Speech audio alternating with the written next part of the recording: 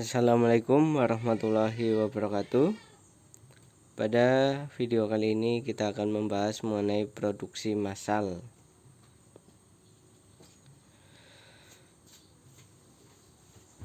Tujuan pembelajarannya yaitu memahami konsep produksi massal, memahami perencanaan dan peramalan produksi massal. Yang ketiga, menjelaskan pengukuran keberhasilan produksi massal. Yang keempat, mengetahui tahapan produksi massal. Pengertian produksi massal. Produksi massal adalah kegiatan memproduksi barang tertentu yang sudah ditentukan standar dan spesifikasinya, tentunya dalam jumlah besar melalui serangkaian operasi yang sama dengan produk sebelumnya. Ya, dari definisi ini bisa kita ambil intinya, yaitu kegiatan memproduksi dengan hasil produksinya itu banyak ya, dengan jumlah yang sangat besar.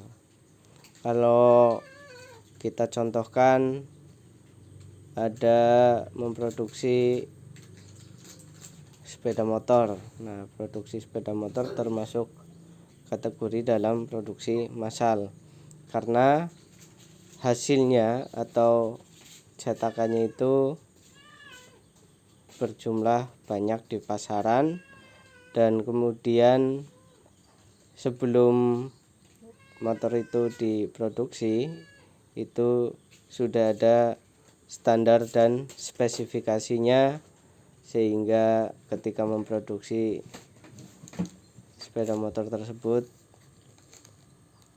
menjadi produk yang berkualitas. Selain sepeda motor juga tentunya ada lagi banyak macam lainnya. Salah satunya produksi handphone ya. Handphone juga sama, laptop. Nah, laptop juga bisa dikatakan produksi massal karena produk yang dihasilkan itu banyak dan juga sudah ada standar dan spesifikasi sebelum mulai memproduksi. Itu ya. Ciri-cirinya apa sih produksi massal? Ya, ciri-cirinya tentunya yang pertama adalah produk yang dihasilkan banyak ya. Kalau sedikit ya namanya bukan produksi massal. Ya, cuma bikin satu itu ya, itu bukan produksi massal ya, tapi limited edition gitu. Yang kedua, biaya per unit rendah ya. Kalian kan yang skala kecil saja, misalkan kalian punya komunitas kalian mau membeli seragam atau baju, kemudian kita masuk ke jasa sablon. Otomatis ketika kita menyablon dengan jumlah yang sedikit, biaya per sablonnya itu lebih mahal. Tetapi ketika kita membuat sablonnya dengan jumlah yang banyak, otomatis di situ biaya sablonnya akan menjadi lebih murah ya. Nah, ini biaya per unitnya sehingga menjadi lebih rendah karena produk yang dihasilkan banyak ya. Kemudian bertujuan menguasai pasar ya. Jadi kalau produk yang dihasilkan banyak itu dia akan menguasai pasar. Ibaratnya itu di semua tempat ada, di semua kalangan ada gitu. Mulai dari pasar, warung, minimarket itu ada semua. Kemudian dijual di pasar bebas. Hampir tidak ada variasi produk ya. Kalau produknya bervariasi, otomatis nanti biaya produksinya juga akan membengkak ya. Tidak lebih murah lagi karena menimbulkan biaya bahan bakunya akan berbeda, sehingga menyebabkan harganya tinggi. Itu kalau ada variasi produknya. Karena ini untuk mencari keuntungan yang sebesar-besarnya, maka harganya dimurahkan, tetapi produknya diperbanyak dan variasinya pun lebih sedikit untuk memperkecil kosnya. Yang keenam, harus ada stok untuk memenuhi kebutuhan saat masa tunggu ya. Jadi harus ada stok, jangan sampai habis. Itu kalau produksi massal. Bila terjadi kelebihan produk atau overproduction, perusahaan akan memaksa pasar dengan melakukan promosi, diskon, hadiah, dan lain-lain agar produk cepat terserap. Ya, kita sering mendengar adanya diskon atau promosi atau hadiah dari suatu produk.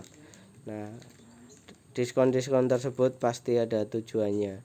Salah satunya ketika suatu produsen memiliki kelebihan produk ya, sehingga supaya lebih cepat terjual maka dilakukan promosi atau diskon. Kelebihan produksi massal yaitu hemat biaya. Yang kedua, efisiensi waktu. Yang ketiga, tingkat keakuratannya tinggi. Yang keempat, tingkat produksinya cepat. Ya, untuk yang pertama, hemat biaya. Ya, kita mencetak satu dengan mencetak banyak itu akan lebih hemat ketika mencetak banyak ya, walaupun modalnya lebih besar.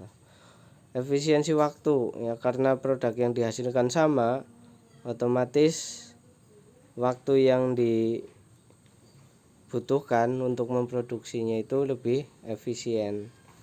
Tingkat keakuratan tinggi karena produk yang dihasilkan itu sama semua, dan tingkat produksi cepat itu sama ya. Kelemahannya, kegiatan produksi sangat kaku ya, kalau kalian punya saudara atau kakak yang bekerja di perusahaan manufaktur, kerjaannya itu yang bagian roda ya dia pegang roda, terus yang bagian bodi dia pegang bodi, terus begitu ya. Jadi kegiatan produksinya itu sangat kaku. Yang kedua, kurang beragamnya variasi produk. Yang ketiga, biaya mesinnya mahal ya. Jadi untuk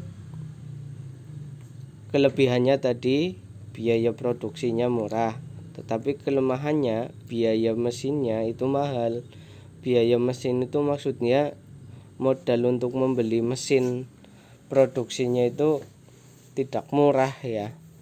Tetapi nanti kalau sudah terbeli mesinnya, otomatis akan bisa menjadikan keuntungan tersendiri terhadap produksi tersebut.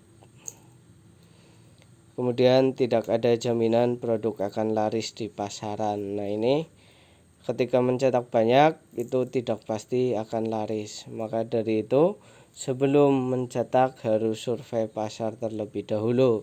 Setelah survei pasar harus bisa memasarkan ya. Jadi semua unsur dalam usaha itu saling terlibat atau saling membantu. Tugas hari ini, sebelum perusahaan melakukan produksi massal dengan alasan menghemat pengeluaran dan juga efisiensi waktu, dengan adanya produksi massal, pekerjaan yang tadinya dilakukan tenaga kerja kini dilakukan oleh mesin. Menurutmu apakah hal tersebut akan mengganggu penyerapan tenaga kerja? Ya, silakan kalian tulis pendapat kalian ya, kemudian dikumpulkan. Ya, untuk video kali ini cukup sekian. Wassalamualaikum warahmatullahi wabarakatuh.